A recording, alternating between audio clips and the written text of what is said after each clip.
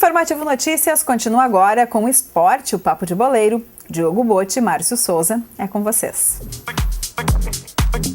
Olá, Rita de Cássia, nós damos continuidade ao Informativo Notícias com o Papo de Boleiro. E o Juliano fala sobre como será o seu reencontro com o Internacional. É semana do Grenal 402. Em noite inspirada, o lajadense faz 5-1 no Farroupilha de Pelotas pela Copa Fernandão. Agora, no Papo de Boleiro.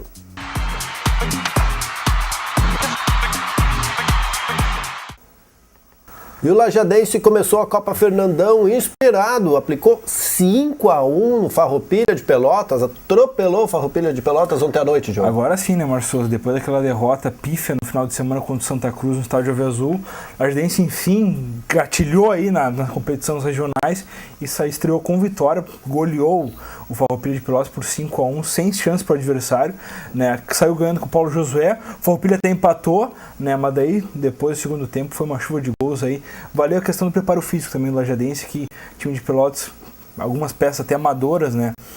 Não conseguiu mesmo manter o rendimento. O lajadense aí sim se impôs em campo, na qualidade e na condição física, acabou goleando. Guardadas as devidas proporções, essa Copa Fernandão e a Copa que o campeonato que o lajadense começou no sábado, Copa Serrana. A Copa Serrana, né? Seria algo como o Campeonato Brasileiro e Copa do Brasil. Exato, a Copa Fernandão é eliminatória, né?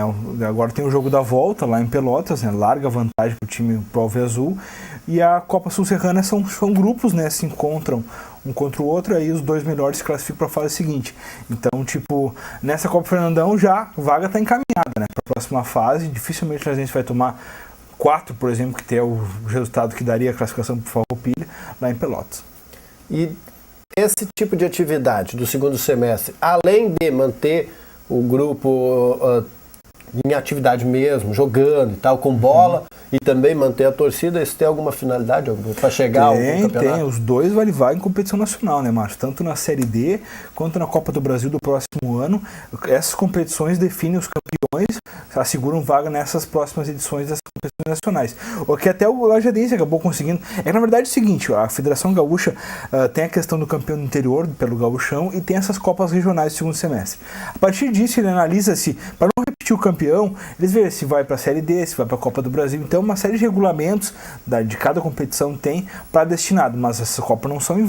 Vale classificar, vale título e, acima de tudo, vale vaga em competição nacional. Não vale você acompanhar direto do estádio, né? Como muita gente foi ontem, mas muito mais poderia ter ido. A gente via as fotos. A Lajadense merece mais público, né? Merece, né? Merece. É um time da cidade, sabe? Tivesse questão de divisão de torcida, aquela coisa toda, como tem em Pelotas, como tem em outras cidades maiores, lá já não tem. Lá já não tem, a gente está falando até de região. Não tem outra equipe tão em alto nível como o Lajadense, assim, disputa a primeira divisão do Campeonato Gaúcho, disputa essas competições regionais do segundo semestre. Então merece um apoio maior, até para se manter ativo, sabe? Muitas vezes quando o clube não consegue verba, grana mesmo, para dar continuidade, aí fecha as portas, que nem teve um ano que o Lajadense fechou as portas no segundo semestre, foi questionado. Porque não pode, como é que não vai fechar? Mas tem que ter tutu, os caras estão ali que precisam ganhar, né? Não adianta. Então, o torcedor é parte fundamental disso aí. Se quiser que o Lajadense cresça ainda mais, precisa comparecer ao estádio antes de reclamar. E a ideia era para ser mais econômica e tal, levar a garotada da base para esse time agora do segundo semestre, mas não foi o que aconteceu, né? Não, é um time competitivo, montou-se um plantel para disputar o título, entendeu? Então, muita gente até saiu do estádio ontem e dizendo, pintou um campeão aí, sabe? Porque a gente fez uma apresentação muito boa. Né? Ao contrário do contra o Santa Cruz, que ainda carecia de entrosamento, parece que agora, claro, tem a fragilidade do adversário, mas o Lajadense mostrou futebol, coisa que não aconteceu no final de semana. Bom, um dos fatores emblemáticos do Grenal 402, que vai acontecer neste fim de semana, pelo Campeonato Brasileiro, é a presença do Juliano. Reencontro. Vai reencontrar com o Internacional agora do lado oposto. Do lado oposto, o Juliano foi um dos nomes do último título internacional do Inter, da Copa Libertadores de 2010, né, que teve aquela condição de ser um amuleto, vamos dizer assim, do Celso Roth na semifinal e final, e antes até do Fossati. Teve uma bela condição naquela vez, acabou saindo naquele ano mesmo, futebol ucraniano. E aí, desde lá, jogou, ganhou maturidade, ganhou corpo, né, que é um jogador muito franzino. Agora, no Grêmio, ele parece mais encorpado e até parece questão de técnica bem mais apurada. O Juliano e o Fernandinho falam agora na coletiva que aconteceu hoje sobre a expectativa do Grenal 402, sobre essa mania do Felipão de fazer o treininho secreto, sobre o reencontro com o Internacional. Isso é do jogo. Semana Grenal tem isso aí. O que não tem um misterinho não vale. Isso aí, faz parte. Vem aí a entrevista.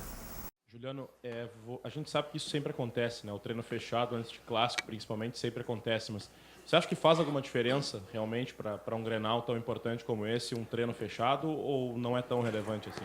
Eu acho que faz diferença, sim. É um momento que nós temos de nós, jogadores, estarmos tranquilos, treinarmos, assimilar o que o novo treinador está passando para a gente. Então é um momento que a gente não tem a imprensa, não tem um torcedor, e a gente pode estar à vontade no treinamento. Então isso é válido. Isso não quer dizer que isso ganha jogo, mas nesse momento eu acho que é interessante a gente fazer esse tipo de treinamento. Fernandinho, contra o Vitória, o Felipão ele passou para o Jardine mesmo disse isso, né, que o Grêmio tinha que ter muita cautela naquela partida. Cautela é uma palavra importante para o jogo do próximo domingo, é mais ou menos por aí a estratégia? Sim, fundamental. Acho que não só em Grenal, mas em todos os jogos, aquele time que tem cautela, o time mais organizado, tem uma grande chance de vencer. Em jogos difíceis assim, a cautela é muito importante. Juliano, existe muita expectativa, né, com relação a essa sua participação no Grenal. Vai ser o seu primeiro Grenal defendendo o Grêmio, a sua volta ao estádio Beira-Rio. Eu queria que você falasse um pouco sobre isso. Estou ansioso, né? Ansioso, é uma expectativa muito grande, muito boa.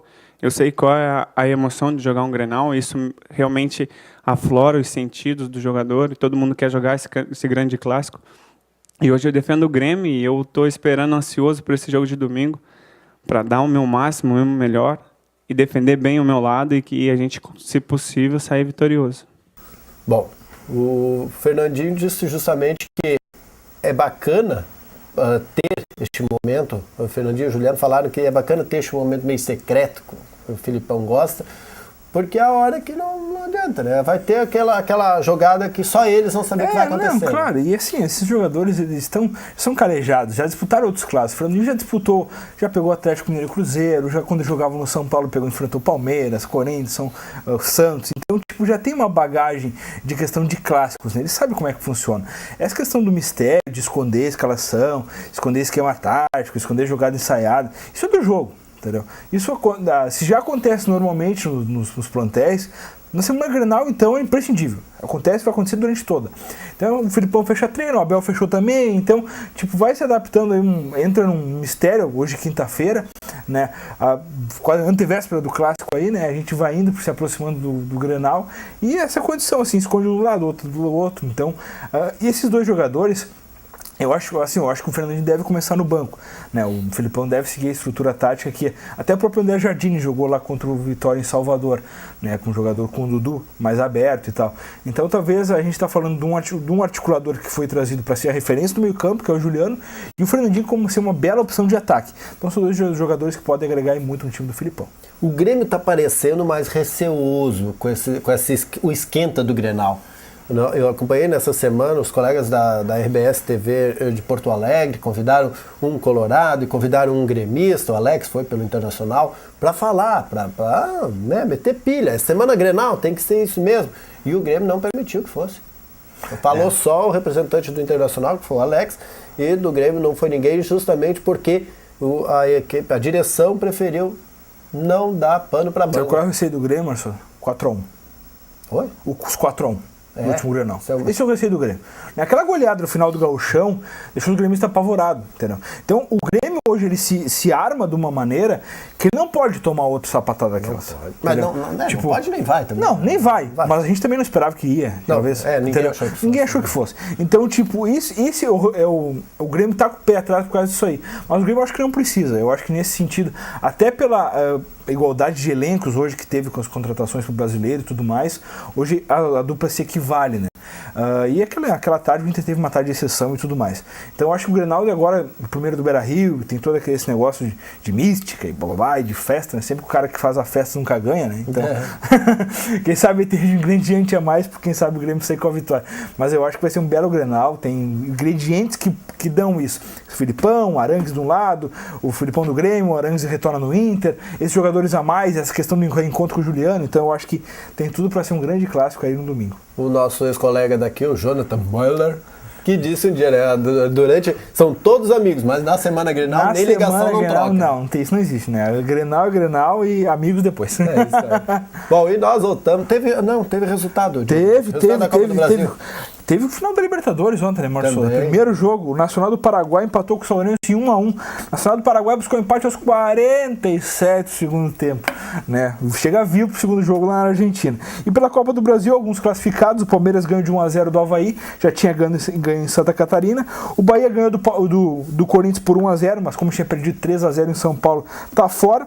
O Santa Rita, qual é Santa Rita? Não. Nem eu. Ali, ganhou do Santa Cruz por 3-2. Indo pela 386 à direita. Exatamente.